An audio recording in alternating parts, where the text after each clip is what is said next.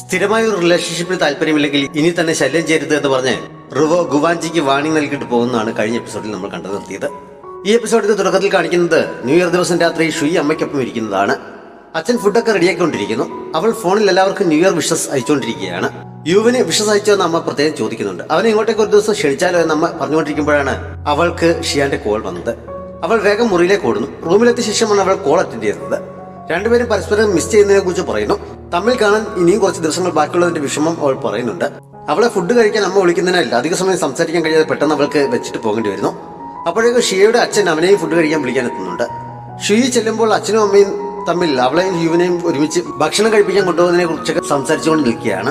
അങ്ങനെ അറേഞ്ച്മെന്റ് ചെയ്യേണ്ട, എനിക്ക് അവനോട് ഫീലിംഗ്സ് ഒന്നുമില്ല, അത് മാത്രമല്ല വേറൊരാളെ ഡേറ്റ് ചെയ്യുന്നതിനെ കുറിച്ച് ആലോചിക്കുന്നുണ്ട് എന്ന് അവൾ പറയുന്നു. നീ കുറെ കാലമായി ഇത് തന്നെ പറയുകയല്ലേ, പക്ഷെ ഇതുവരെ നടക്കുന്ന ലക്ഷണമൊന്നും കാണുന്നില്ലോ എന്ന് അമ്മ കുറ്റപ്പെടുത്തിയപ്പോൾ ഒരു ദിവസം ഞാൻ അവനെ ഇങ്ങോട്ടേക്ക് കൂട്ടിക്കൊണ്ടുവന്ന് നിങ്ങളെ പേടിപ്പിക്കുന്നുണ്ടെന്ന് അവൾ പറയുന്നു.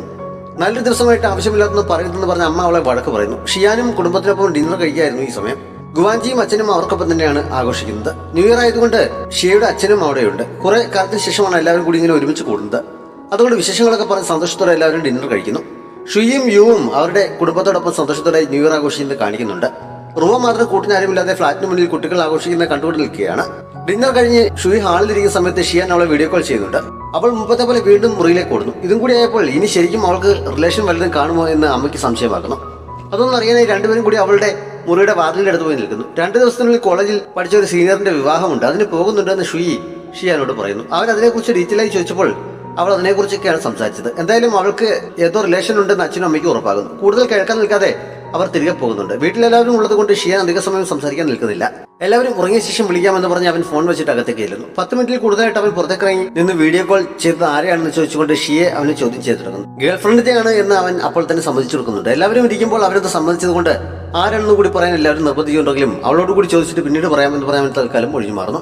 ആളാരെന്ന് എനിക്കറിയാം, പക്ഷെ ഷിയൻ പറയുന്നവരെ ഞാൻ പറയില്ല എന്ന് അങ്കിൾ ഗു ഈ സമയത്ത് പറയുന്നുണ്ട്. അവന്റെ റിലേഷൻ ഏകദേശം ഓക്കെ ആയിരിക്കുകയാണ്. ഞങ്ങളുടെ കാര്യത്തിൽ ഇതുവരെ ഒരു തീരുമാനമായില്ലല്ലോ എന്ന് ഷിയയും ഗുവാഞ്ചിയും സ്വന്തം ഫോണിലേക്ക് നോക്കിക്കൊണ്ട് അപ്പോൾ ചിന്തിക്കുന്നുണ്ട്. പേരൻസിനൊപ്പം ഡിന്നറൊക്കെ കഴിഞ്ഞപ്പോൾ അച്ഛൻ അവനൊപ്പം ഒരു പ്രത്യേക രീതിയിലുള്ള കളി കളിക്കുന്നുണ്ട്. ആ സമയത്തും പെട്ടെന്ന് വിവാഹം കഴിക്കണമെന്നുള്ള സൂചന കളിയിലൂടെ നൽകാൻ അവർ ശ്രമിക്കുന്നു.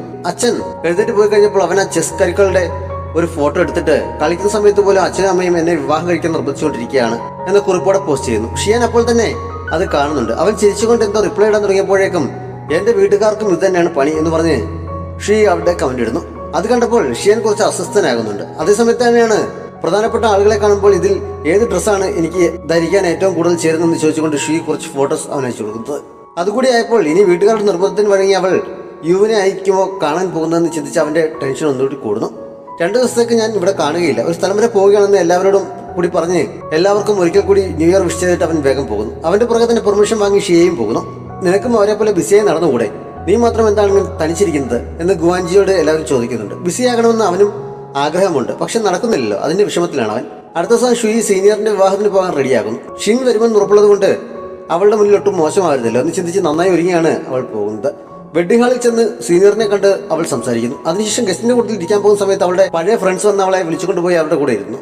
മുമ്പത്തെ ബോയ് ഫ്രണ്ടിനെ കുറിച്ച് അറിയാമായിരുന്ന ഒരാളിനെ കുറിച്ച് തിരക്കിയപ്പോൾ ബ്രേക്കപ്പ് ആയവരും അവൾ പറയുന്നു. നിനക്കിപ്പോൾ ബോയ് ഫ്രണ്ട് ഉണ്ടാകുമല്ലോ, അവനെ കൂടി കൊണ്ടുവരാമായിരുന്നില്ലേ എന്നൊരു ഫ്രണ്ട് ചോദിക്കുന്നുണ്ട്. അതിന് എന്ത് മറുപടി നൽകണമെന്ന് അറിയാതെ അവൾ ഒന്ന് കൺഫ്യൂഷൻ ആകുന്നുണ്ട്.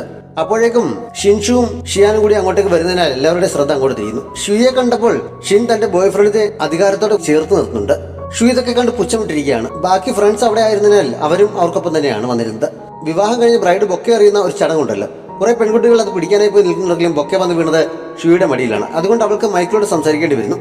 അവൾക്ക് ബോയ് ഫ്രണ്ട് ഉണ്ടോ എന്നാണ് പ്രോഗ്രാം ഹോസ്റ്റ് അവളോട് ചോദിച്ചത്. ബോയ് ഫ്രണ്ട് ഇല്ലാത്തവർ പോലും ആ സമയത്ത് ഉണ്ട് എന്നല്ലേ മറുപടി പറയുക. അപ്പോൾ പിന്നെ ഷുയുടെ കാര്യം പറയണ്ടല്ലോ, ഉണ്ടെന്ന് തന്നെയാണ് അവൾ പറഞ്ഞത്. തിരികെ ഇരുന്ന ശേഷം അവൾ ബൊക്കയുടെ ഒരു ഫോട്ടോ എടുത്ത് ഷിയാൻ അയച്ചു കൊടുക്കുന്നു. വെഡിങ് ഫംഗ്ഷൻ എങ്ങനെയുണ്ട്, ഫ്രണ്ട്സിനൊപ്പം എൻജോയ് ചെയ്യുകയാണെന്ന് അവൻ ചോദിച്ചപ്പോൾ എനിക്കൊട്ടും മൂടില്ല, ഞാൻ വെറുക്കുന്ന ഒരാളെ ഇവിടെ വെച്ച് കണ്ടു, അതുകൊണ്ട് ഇവിടെ നിന്ന് ഒന്ന് പോയാൽ മതിയെന്ന് തോന്നുകയാണെന്ന് അവൾ റിപ്ലൈ നൽകുന്നു. അവൻ ഈ സമയം അവളുടെ നാട്ടിലേക്ക് വന്നുകൊണ്ടിരിക്കുകയാണ്. ഷിയെ അവന്റെ ഒപ്പം ചാടി കയറിയിട്ടുണ്ട്. അവൻ അങ്ങോട്ടേക്കാണ് പോകുന്നതെന്ന് അറിഞ്ഞപ്പോൾ അവളും കൂടെ കയറിയതാണ്. എന്തിനാണ് പോകുന്നതെന്നൊന്നും അവൾക്കറിയില്ല. കാറിലിരുന്നും അവൾ അത് ചോദിക്കുന്നുണ്ടെങ്കിലും നീ അതൊന്നും അറിയേണ്ട കാര്യമില്ല, അവിടെ ചെന്ന് കഴിഞ്ഞാൽ എന്റെ പുറകെ ശല്യത്തിന് വരരുത്, നിന്റെ കാര്യം നോക്കിക്കോണം എന്നവൻ പറയുന്നു. അവളത് സമ്മതിക്കുന്നുണ്ട്. അല്ലെങ്കിലും അവന്റെ പുറകെ പോകാനല്ലോ, യുവിന്റെ നാടായതുകൊണ്ട് അവനെ കാണാനാണല്ലോ അവൾ വന്നിരിക്കുന്നത്. ഞാൻ അങ്ങോട്ടേക്ക് വന്നുകൊണ്ടിരിക്കുകയാണ്, എന്നെ അവിടെ ചുറ്റി നടന്ന് കാണിക്കാൻ പറ്റുമോ എന്ന് ചോദിച്ച് അവൾ യുവിന് മെസ്സേജ് അയക്കുന്നുണ്ട്. പക്ഷേ റിലേറ്റീവ്സിന്റെ വീട്ടിലൊക്കെ പോവുകയാണ്, അതുകൊണ്ട് സമയമില്ല എന്നവൻ റിപ്ലൈ നൽകുന്നു. നാളെയാണ് അവൾക്ക് അടുത്ത വാക്സിൻ എടുക്കേണ്ടത് എന്നും അവൻ ഓർമ്മിപ്പിക്കുന്നുണ്ട്. അവനത് ഓർത്തിരിക്കുന്നത് അവൾ സന്തോഷിക്കുന്നു. ഇപ്പോൾ സമയമില്ലെങ്കിലും കുറച്ച് ദിവസം അവിടെ നിൽക്കണം എന്ന ഉദ്ദേശത്തോടെയാണ് അവൾ വന്നിരിക്കുന്നത്. അതുകൊണ്ട് അവന്റെ ഒപ്പം എന്തായാലും സമയം ചെലവഴിക്കാൻ കഴിയുമെന്നുള്ള പ്രതീക്ഷയിലാണ് അവൾ. ഷിൻ ഈ സമയം ഷുയെ കാണിക്കാൻ വേണ്ടി ബോയ് ഫ്രണ്ടിനെ കൊണ്ട് ഓരോന്ന് ചെയ്യിക്കായിരുന്നു. അവനെ കൊണ്ട് ഫുഡ് എടുപ്പിക്കുന്നു, കൊഞ്ചു പൊളിപ്പിക്കുന്നു എന്നുകൊണ്ട് പറ്റാവുന്ന ഷോ ഒക്കെ അവൾ കാണിച്ചുകൊണ്ടിരിക്കുകയാണ്. ഷു ഇതെല്ലാം കണ്ട് സഹിയായിട്ടിരിക്കുമ്പോഴാണ് വേറെ ഫ്രണ്ട് അവളുടെ ബോയ് ഫ്രണ്ടിനെ കുറിച്ച് വീണ്ടും ചോദിക്കാൻ തുടങ്ങിയത്.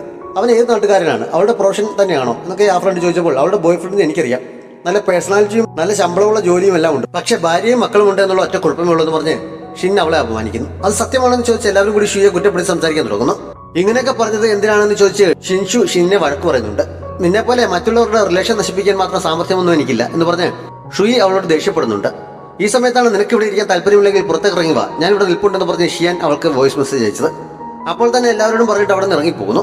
അവൾക്ക് വേണ്ടി നീ എന്നെ വഴക്ക് പറഞ്ഞില്ലേ എന്ന് ചോദിച്ച് ബോയ് ഫ്രണ്ടിനോട് പിണങ്ങി ഷിന്നും പുറത്തേക്ക് പോകുന്നുണ്ട്. പുറത്തേക്ക് ഇറങ്ങിച്ചെന്ന ഷുയിക്ക് ഷിയാനെ കണ്ടപ്പോൾ വിഷമം ഒന്നുകൂടി കൂടുന്നു. കാര്യം എന്താണെന്ന് അറിഞ്ഞില്ലെങ്കിലും അവളെന്തോ പ്രശ്നത്തിലാണെന്ന് മനസ്സിലാകുന്നു. കൂടുതലൊന്നും ചോദിക്കാതെ അവരവളെ വണ്ടിയുടെ അടുത്തേക്ക് കൂട്ടിക്കൊണ്ടു പോകുന്നു. അവളെ കാറിൽ കയറ്റിയ ശേഷം അവനും കയറി അവർ വണ്ടി എടുക്കാൻ തുടങ്ങിയപ്പോഴാണ് ഷിൻ അവിടേക്ക് വന്നത്. വണ്ടി കണ്ടപ്പോൾ തന്നെ അവൾ ഷോക്കായി നിന്നു പോകുന്നു. അവളുടെ പുറകെ തന്നെ ഷിൻഷുവും ഉണ്ടായിരുന്നു. ഇത്രയൊക്കെ ആയ സ്ഥിതിക്ക് ഇനിയിപ്പോൾ അവരെ അങ്ങ് അറിയിച്ചേക്കാമെന്ന് കരുതി ഷുയി കാറിന്റെ ഗ്ലാസ് താഴ്ത്തിയിട്ട് നീ എന്താണ് ഇത്ര നോക്കുന്നത്, ഇങ്ങനെ നോക്കി നിൽക്കാതെ വന്ന് നിന്റെ അങ്കിളിനോട് റെസ്പെക്ട് കാണിക്കുന്നില്ല എന്ന് കുറച്ച് ഗമയിൽ ചോദിക്കുന്നു.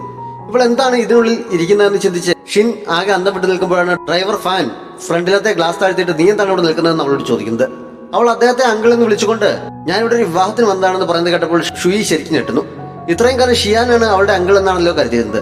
ഡ്രൈവർ ഫാനാണ് അവളുടെ അങ്കിൾ എന്നറിഞ്ഞപ്പോൾ ഉള്ള അവസ്ഥ പറയണ്ടല്ലോ. ഷിൻഷുവും ആകെ ഞെട്ടി നിൽക്കുകയാണ്.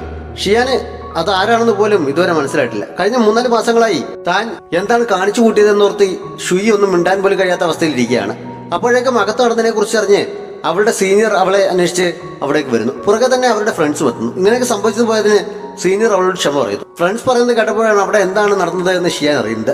വിവാഹിതനായ ഒരാളുമായി അവൾ അഫെയറിലാണ് എന്ന് ഷിൻ പറഞ്ഞതിനെ കുറിച്ച് കേട്ടപ്പോൾ അവന് ശരിക്കും ദേഷ്യം വരുന്നു. എങ്ങനെയെങ്കിലും അവിടെ നിന്ന് പോയാൽ മതി എന്ന സിറ്റുവേഷനിൽ ഇരിക്കുന്നതിനാൽ തനിക്ക് കുഴപ്പമൊന്നുമില്ല എന്ന് പറഞ്ഞ് ഷുയി പ്രശ്നം അവസാനിപ്പിക്കാൻ ശ്രമിക്കുന്നുണ്ടെങ്കിലും എന്റെ ഗേൾഫ്രണ്ടിനെ ഇങ്ങനെ പറഞ്ഞിട്ട് ഞാൻ അത്ര പെട്ടെന്ന് ക്ഷമിക്കുമെന്ന് ആരും വിചാരിക്കേണ്ടെന്ന് പറഞ്ഞ് അവൻ ഇടപെടുന്നു.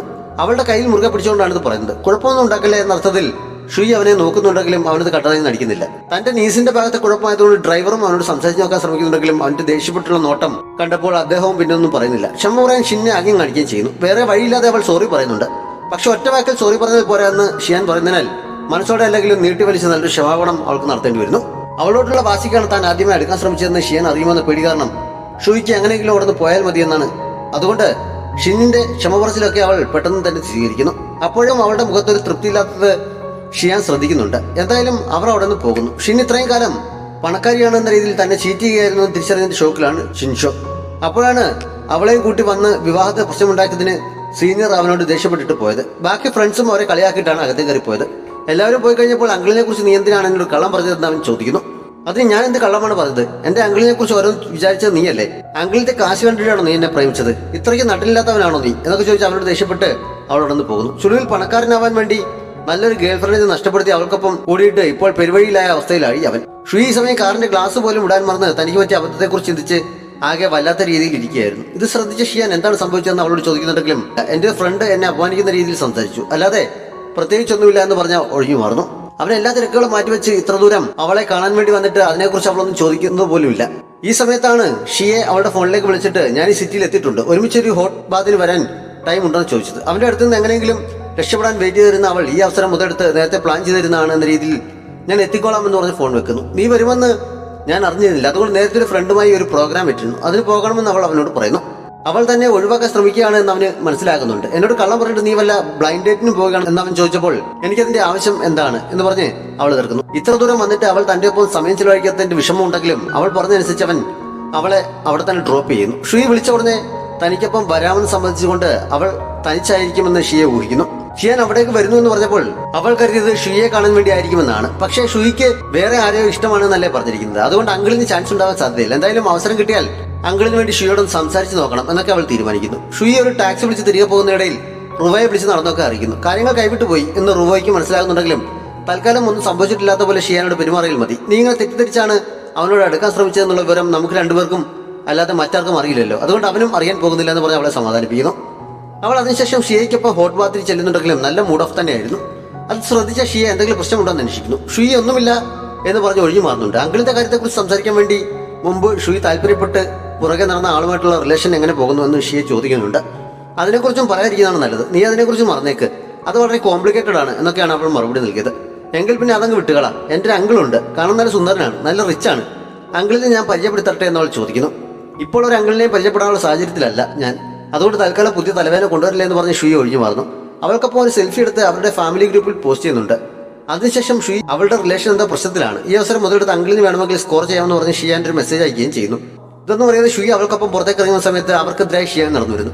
ഇവൻ എങ്ങനെ ഇവിടെ എത്തി, ഞാൻ ഇവിടെ ഉണ്ടെന്ന് എങ്ങനെ അറിഞ്ഞു എന്നൊക്കെ ചിന്തിച്ച് ഷുയി അന്തപ്പെടുന്നു. അവൻ അടുത്തേക്ക് വന്നപ്പോൾ ഷിയെ അങ്കിൾ എന്ന് വിളിക്കുന്നത് കേട്ടപ്പോഴാണ് അവനാണ് അവളുടെ അങ്കിൾ എന്ന് ഷുയി അറിയുന്നത്. അവൾക്ക് ബോധം നഷ്ടപ്പെടുന്ന പോലെ തോന്നുന്നുണ്ട്. തൻ്റെ റിലേഷൻഷിപ്പിന് എന്താണ് കുഴപ്പമെന്ന് ഷിയാൻ അവളോട് ചോദിക്കുന്നു. ഞാൻ മെസ്സേജ് അയച്ചെന്ന് കരുതി ഇങ്ങനെ നേരിട്ട് വന്ന് ചോദിക്കാനാണോ ഞാൻ ഉദ്ദേശിച്ചതെന്നൊക്കെ ചിന്തിച്ച് ഷിയെ തലയിൽ കൈവയ്ക്കുന്നു. ഞാൻ ഇതല്ല ഉദ്ദേശിച്ചത്, റിലേഷൻഷിപ്പിൽ വലിയ കുഴപ്പമുണ്ടെന്നല്ല ഞാൻ ഉദ്ദേശിച്ചത്, എന്തോ ചെറിയ പ്രശ്നമുണ്ടെന്നാണ് എന്നൊക്കെ അവൾ പറയാൻ തുടങ്ങിയപ്പോൾ കാര്യങ്ങൾ കിടപ്പ് ഏകദേശം ഷുയിക്ക് മനസ്സിലാകുന്നു. നീ എനിക്ക് പ്രശ്നങ്ങൾ ഉണ്ടാക്കാൻ ഇറങ്ങി തിരിച്ചിരിക്കുകയാണോ, നിന്നോട് എന്ത് തെറ്റാണ് ഞാൻ ചെയ്തത് എന്നൊക്കെ അവൾ മനസ്സിൽ വിചാരിക്കുന്നു. കൂടുതൽ സംസാരിക്കാൻ നിൽക്കാതെ വേഗം മുറിയിലേക്ക് പോകാൻ ഷിയാൻ ഷുയിയോട് പറയുന്നു. അവൾ പോയി കഴിഞ്ഞപ്പോൾ അവനോട് എന്ത് മറുപടി നൽകും, എങ്ങനെ ഈ സിറ്റുവേഷൻ തരണം ചെയ്യും എന്നൊന്നും അറിയാതെ ഷുയി ആകെ ടെൻഷൻ അടിച്ച് നിൽക്കുന്നിടത്ത് ഈ എപ്പിസോഡ് അവസാനിക്കുന്നു. ഡ്രാമയെക്കുറിച്ചുള്ള നിങ്ങളുടെ അഭിപ്രായങ്ങൾ കമന്റുകളിലൂടെ അറിയിക്കാൻ മറക്കരുത്. വീഡിയോ ഇഷ്ടപ്പെട്ടാൽ നമ്മുടെ ചാനൽ സബ്സ്ക്രൈബ് ചെയ്യാനും ലൈക്ക് ചെയ്യാനും ഷെയർ ചെയ്യാനും മറക്കരുത്. Thanks for watching.